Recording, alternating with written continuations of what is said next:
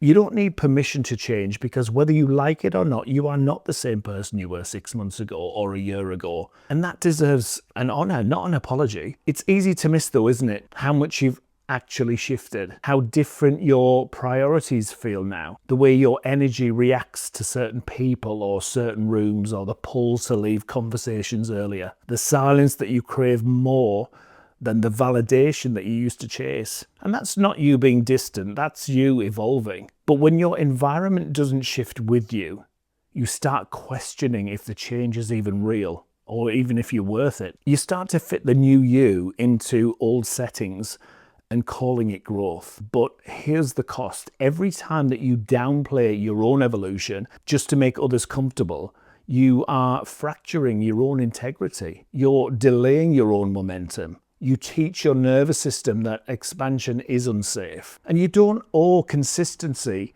to a past version of you that existed only to survive. You're allowed to update. You're allowed to change your mind. You're allowed to grow out of containers that once kept you safe. And if you don't, you'll end up building a future that reflects your fear, not your truth. So let's talk about what that really means to evolve on purpose and not in theory, but actually in practice. We're going to cover 3 things: why most people sabotage their own evolution, what unapologetic growth actually looks like, and how to start embodying the next version of you, even if the world around you hasn't caught up yet. So why do many people sabotage their own evolution? Well, people don't stay stuck because they're not ready. They stay stuck because they don't want to disrupt the image that other people have built around them. You're the strong one, the funny one, or the reliable one, the one who never complains. And to change that, to become somebody who says no, for example, who rests, or who demands space, means risking the roles that you've been rewarded for in the past. But growth requires disruption. It requires you to outgrow the expectations that no longer fit. And that's not rejection, that's a resurrection, if you will. So what does unapologetic growth actually look like? Well, it's not always loud, it's not always rebellious, it's not a performance. It's sometimes quite often grounded, and it's a quiet decision to stop shape-shifting for approval, and it's letting go of the need to explain or be understood before you move. It's what part of me am I still editing so other people don't feel insecure around my expansion? And growth looks like walking away from that version of you that got claps or a round of applause for being agreeable, and stepping into a version of you that's more aligned unapologetically. Because nothing about evolving is rude.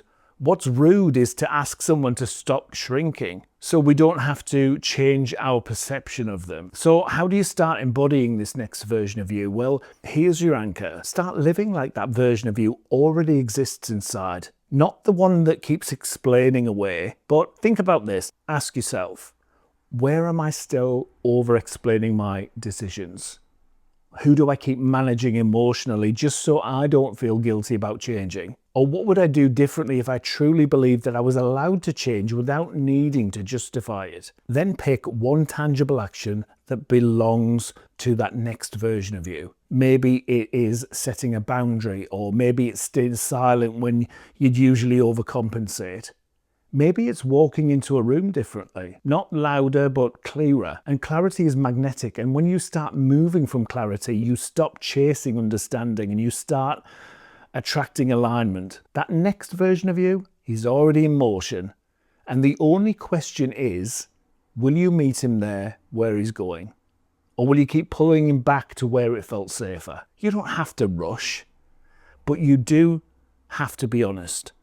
Because pretending that you haven't changed won't stop the evolution. It'll just make it lonelier. And if that hit a little close to home, then that means you're right on time. Now, if this video helped, hit like, subscribe if you want more of these each week.